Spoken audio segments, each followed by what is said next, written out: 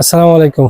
আজকে আবার আসলাম আর কি আর একটা ভিডিও নিয়ে। এটা হচ্ছে প্রতিনিয়ত যে আমরা যে খাবারগুলো দিচ্ছি আর কি, মাছের যে খাবার, প্রাকৃতিক ভাবে যে খাবারগুলো তৈরি করতেছি, ওই খাবারগুলো তৈরি করার যে আজকে আমরা রেগুলার যেভাবে বানাই, ওরকম একটা ভিডিও দিব আর কি, কিভাবে কি বানাচ্ছি নতুন করে। যেহেতু আবার এখন ওই যে একটু শীতটা কমছে, তো মাছের খাবারের যে চাহিদাটা এটা বেড়ে যাবে অনেকটাই। তো এখানে এখানে হচ্ছে যে আমি এই যথারীতি যেগুলা আছে, মালামাল আছে, যেগুলো নিয়ে আর কি সাধারণত। এখানে আছে হচ্ছে যে খৈল, এখানে খৈল আছে এখানে।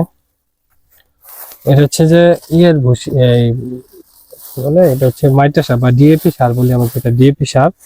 আর এটা হচ্ছে খৈল। খৈলটা আজকের খৈলটা একটু নিচ্ছি, এদিকে নিয়ে আসো। আজকের খৈলটা একটু ওই যে গুঁড়া খৈলটা যেটা, ওইটা নিচ্ছি। এখানে 5 কেজি খৈল আছে, যেহেতু আমি শর্ট টাইমে আসছি বাড়িতে। তো এখানে এই জন্য আর কি আমি গুঁড়া খোলটা নিচ্ছি, যাতে সহজেই আমি করতে পারি, আহ, গলে যায় আর কি। যদি এমনিতে যেটা আস্ত খৈল আছে ওটা খুব একটা গলে না, দেরি হয় আর কি। এই যে দেখো, এই যে এটা হচ্ছে যে ঝোড়া খৈল। তারপরে আমি এখানে দিব হচ্ছে, এটা হচ্ছে ডিএপি সার। ডিএপি সারটা আসলে দিলাম এই যে প্লাঙ্কটন তৈরি করার জন্য। ডিএপি সারটা আর কি খুবই কাজে দেয়, তো যার কারণে ডিএপি সারটা এখানে দিলাম। ডিএপি সারটা দিয়ে দিলাম। আরেকটা জিনিস এখানে সাথে অ্যাড করলে ভালো হয়, এটা হলো চিটা গুড়।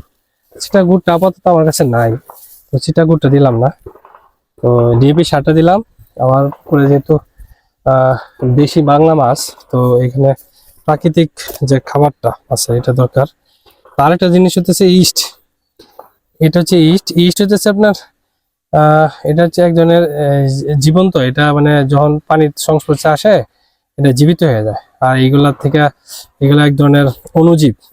এই অণুজীব গুলো আর কি মাছ হান্টিং করে, মাছ ইয়ে করে, খুব মজা করে খায়। তো যার কারণে এটা দেয়া।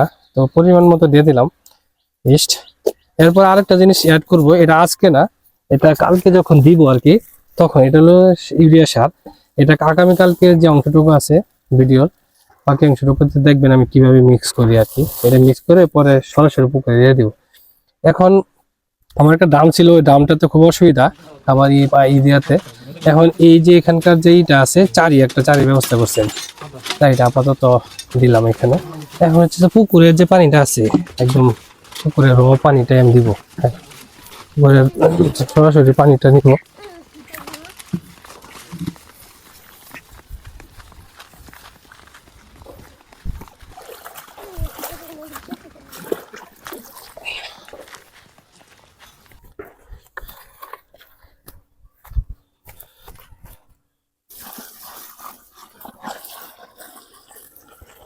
এখানে হচ্ছে যে পরিমাণ মতো পানি দিয়ে দিব।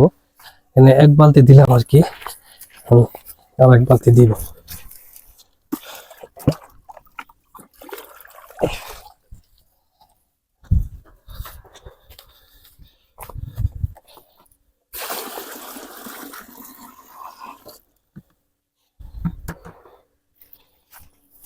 এরপরে চেষ্টা করব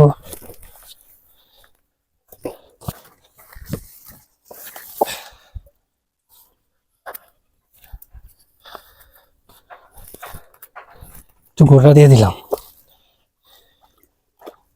এতে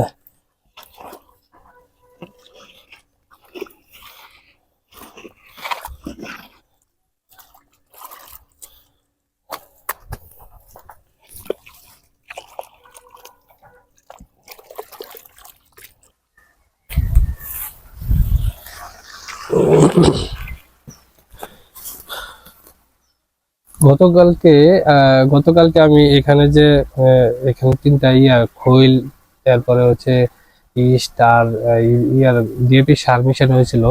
মেশানোর পরে এই জায়গাটা আমি সুন্দর করে এইভাবে ঢেকে দিয়েছিলাম, কালো একটা দিয়ে পর্দা দিয়ে ঢেকে দিয়েছিলাম, যাতে গ্যাসটা না বের হয়ে যায়।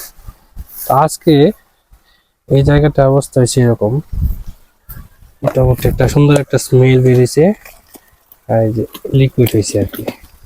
তো এটার সাথে আজকে আজকে মিশাবো হচ্ছে ইউরিয়া সার। এই যে ইউরিয়া সার নিয়ে আসছি, মোটামুটি আধা কেজি পরিমাণ ইউরিয়া সার এখানে আছে আর কি।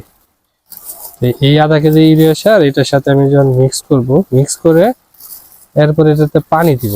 পানিটা আর কি এমন পরিমাণে দিব যাতে যে পরিমাণ এখানে আছে মোটামুটি ডাবল পানি দিব আর কি। এবারে এই দিয়ে দিলাম ইউরিয়া সারটা। এখন আমি পানি নিব, পানি নিয়ে এখানে দিব আর কি।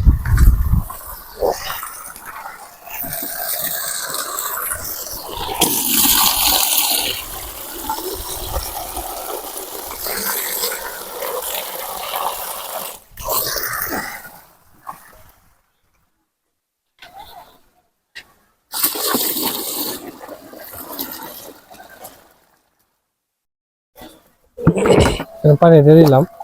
এখন মোটামুটি এটা হয়ে গেছে, একদম পানি পানি হয়ে গেছে।